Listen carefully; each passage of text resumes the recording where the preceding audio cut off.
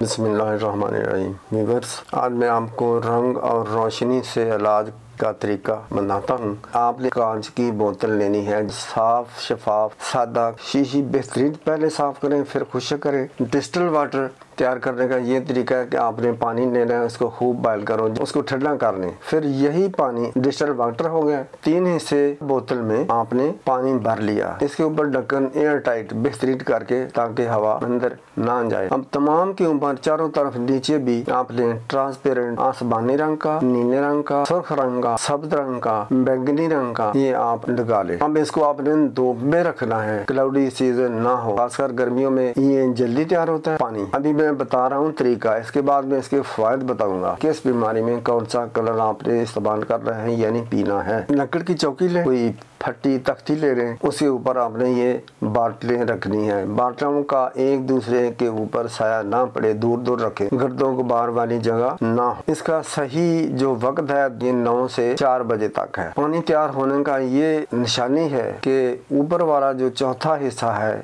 इसके ऊपर शबनम के कतरों की तरह कतरे नजर आएंगे। अब ये आपके पास पानी बिल्कुल तैयार हो गया, दवाई तैयार हो गई। इसके बाद जो आप सुनेंगे वो इसका तरीका इस्तेमाल मैं बताऊंगा। हाफिज़।